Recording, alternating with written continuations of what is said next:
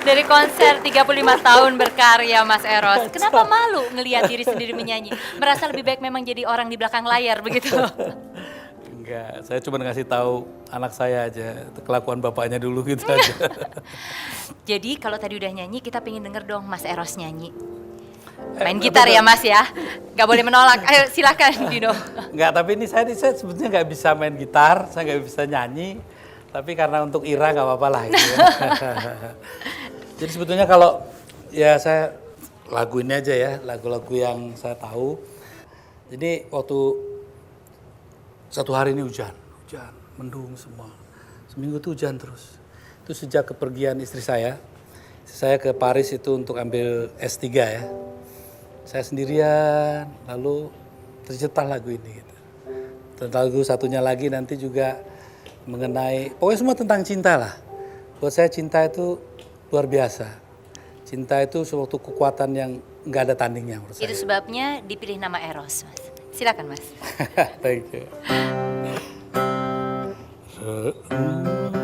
Resah rintik hujan tak henti menemani sunyinya malam ini, jejak dirimu jauh dari pelita. Selamat jalan kekasih, kejarlah cita-cita. Walau kini kita berpisah, suatu hari nanti kita akan bertemu lagi, berjumpa lagi. Bagaikan langit berpelangi, terlukis wajah dalam mimpi. Tertegunku dibuat dalam kenangan dan senyuman yang takkan ku lupakan. Mungkinkah tercipta kembali malam yang penuh keindahan? Bilang percaya, oh Dan kemudian liriknya tidak hafal. Mas, sebentar, lagu yang pertama tadi jadi buat Mbak Dewi. Iya, buat Mbak Dewi. Dewi buat saya itu perempuan yang luar biasa. Dia istri saya yang menurut saya, kalau toh ada salah satu warga Indonesia yang naik ke surga, saya rasa dia lah yang layak gitu. Kita panggil Mbak Dewi ya. Mbak Dewi, di manakah Mbak Dewi berada? Oh, dia datang juga lagi. Sama Mas Banyu. Silakan. Oh my God. Kelihatannya harus tambah kursi nih, kurang. Tidak apa-apa, cukup. Terima kasih Mas, Mbak Dewi. Mungkin agak merapat aja. Iya bisa kok. Wah, nggak ngerti saya. Jadi Mbak Dewi tahu lagu itu khusus dibuat untuk Tahu. Mbak Dewi. Tahu. Banyakkah lagu yang dibuat oleh Mas Eros untuk Mbak Dewi? Sepertinya semuanya maunya. Banyak juga ya. Tapi kabarnya waktu menikah dulu ceritanya panjang nih. Mas Slamet termasuk orang yang kemudian bantu cari souvenir dan sebagainya. Zaman susah begitu.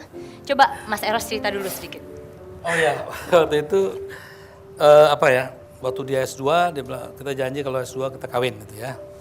Tiba-tiba dia lulus S2 cum laude itu, telepon saya. Nah, saya datang, bilang ya gimana kita harus nikah kan itu. Saya waktu masih sekolah, dia bilang waduh ini gimana ini. Bukannya Mas Eros sebenarnya tidak disetujui oleh orang tua Mbak Dewi, itu jangan dipotong bagian itu Mas.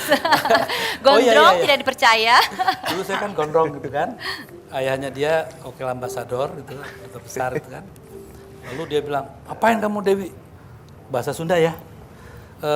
Maneh teh babogohan nuti nyakolah gitu. Artinya apa itu Mbak Dewi? Ngapain pacaran sama orang yang nggak sekolah. Lalu saya datengin ke kantornya gitu kan. Saya kantor, saya ketok, tok.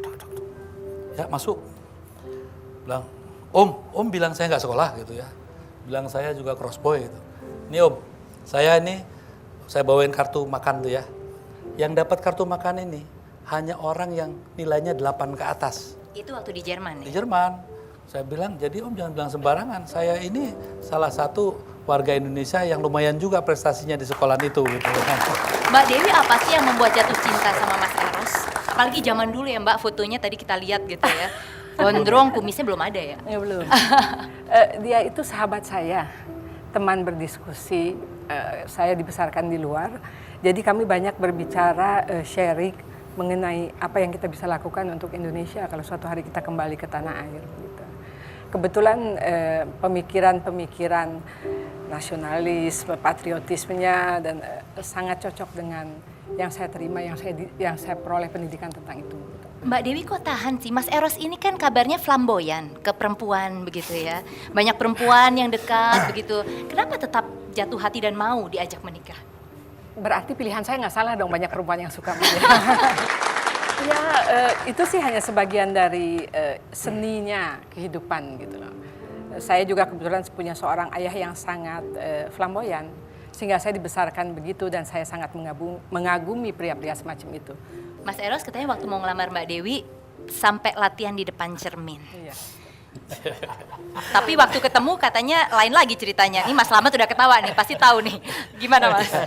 Nora, itu kalau aktor gak dapet citra dia. Nora banget, aduh. Ya saya latihan, saya telepon, Om saya mau menghadap, mau apa? Ya ada pembicaraan saya mau bicarakan penting gitu. Saya pergi ke Tunisia waktu itu jadi dubes kan. Saya datang, besok saya terima jam 11. Udah jam 11, begitu jam 11 saya datang kantornya, ketok pintu, masuk. Saya masuk, buka pintu, wah. Saya ingat sekali, semua latihan yang saya lakukan tuh gagal semua, nggak ada gunanya. Karena apa? Pertama kali saya ingat betul kata-kata yang keluar dari mulut saya. Om, ini kordennya bagus ya Om. Itu saking gugupnya ya. Ya. Boleh dibacakan. Oh my God. Oh jangan, yang baca harus Mbak Dewi. Silakan. Gila. Berdiri Mbak, berdiri. Ada di sini ya. Oke. Negeriku, cintaku, resahmu, resahku, jiwa kering di badan yang mengering. Dalam deru dan debunya kepesatan kota Jakarta yang sang maha segala. Aku bertanya, kemana pergimu negeriku cintaku? Nyanyi ini nyanyi jiwa buat Indonesia rinduku. Untuk Dewi istriku, Tunis 4 Agustus 78. Mas Slamet itu nggak romantis sama sekali ya. Wah, apalagi kamu tahu, tamu itu lanjutannya. Dengan ini saya terima nikahnya dengan sekian dinar hutang. Makanya dia kalau belum bayar nggak bisa pisah. Itu bagusnya nanti. 1 jam lebih dekat akan kembali segera dengan Eros Jarot dan keluarga.